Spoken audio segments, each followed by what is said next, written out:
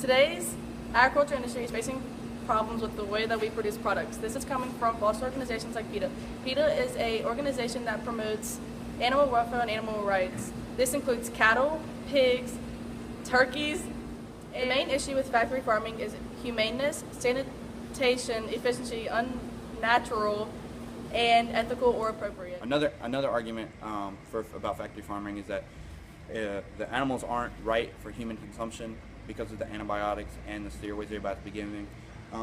Like that, the cows can't function correctly with the anatomy of the cows aren't. It's growing too quickly, and they can't fully grow to their full potential. The purpose of factory farming is to be able to keep up with the growing population that we have to feed. Without having factory farming, we cannot keep up with this high demand because currently we are already going through poverty throughout the world. The activist movement keeps saying that we need to go back to the traditional style of farming, but we simply can't go backwards. Because the traditional style of farming, all it is just more farms with less capacity and less efficiency. The style of farming that we have right now has the most efficiency that we have currently had within the past decade. We cannot take a step backwards. Another argument that they say about factory farming is that the cattle is pumped up, or livestock is pumped up full of antibiotics and also growth hormones. But the fact is that all this is regulated by the government so that they do not get too much of one thing to mess up the content of the meat or anything to preserve the meat process for this to be able to safe for human consumption. In 2009, PETA shelters killed 97% of the animals, which had only been there for 24 hours. 14,000 animals were killed in the Norfolk location, and sometimes without any cause. In 2005, 2 PETA workers were charged with 62 felony counts of animal cruelty. 2011, 96% of the animals that PETA brought into their facilities were killed. And in the last 11 years, 29,426 animals were killed by PETA. And in 2012, 733 dogs were taken into PETA's facility. 602 were killed or euthanized, and 12 were adopted. And then also in 2012, 1,110 cats were brought into PETA's facility. 1,045 of those cats were euthanized, and only 7 of those cats were adopted. What you got? So, Ms. Mo, could you please tell me how you feel about PETA? I feel that they are very uneducated in a lot of issues, and I'm not a very big supporter of PETA. Could you list out some of the reasons why? Well, for starters, I think a lot of times they kind of just jump the gun and kind of create mass hysteria and start rioting before they even realize what they're rioting, such as when they were protesting Mike at LSU. He's kind of got a pretty sweet setup there. So, yeah, it just depends on what it's for. I don't think we should quit eating meat or anything like that. I think that's the way God made us. He gave it to us to eat. So those are just a couple reasons. Yes, ma'am.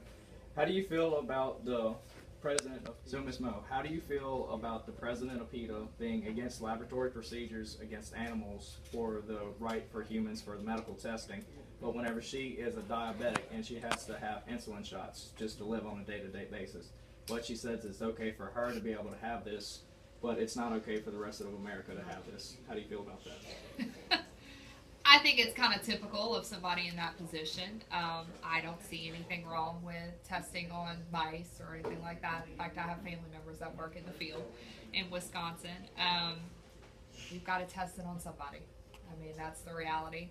I think she's kind of got some issues, evidently. Because if it weren't for the mice, she wouldn't have her medication. Because that's been a long time tested. So. All right, we all heard it from the horse's mouth. Here we have Ms. Mo, the librarian at Walker High School. Thank you, Ms. Mo. You're very welcome. Meat eater, and if it ain't meat on the table, it ain't a meal. The way I feel about it. The other thing is, I just think that, and I do realize they've used animals for test subjects and all that to benefit humans and all, and I understand that. And believe it or not, I don't have a problem with laboratory mice, rats, and all. Because at one time they thought about doing away with using those white mice and use lawyers instead. One, there's more lawyers than white mice. Two, there's just some things a white mouse won't do. And three, a lawyer, you can pay him enough to do anything. But the way I look at it. You do need some way to test drugs and stuff and things like that. I understand that. And like I said, I'm a meat eater. I understand that too. Do I get upset because they're shooting all these hormones and these growth hormones and this livestock and these chickens so they can be bigger, better? Don't bother me at all. But do I have a problem with people having household pets and mistreat them? That takes me off.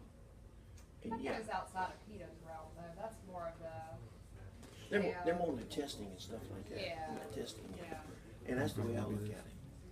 So yeah, I go. It depends on the situation. I hope with the information that we have provided you today, we were able to persuade you to be on the agriculture industry side. How could you be on the side of somebody that is so hypocritical with everything that they do? I mean, look at the facts. The facts state that PETA is against animal slaughtering, but in reality, 90% of the animals that go to their facilities are euthanized within the first 24 hours of their arrival. How is it okay for them to do that, but it's not okay for us to be able to put food on your table? Please stand by us. We need you.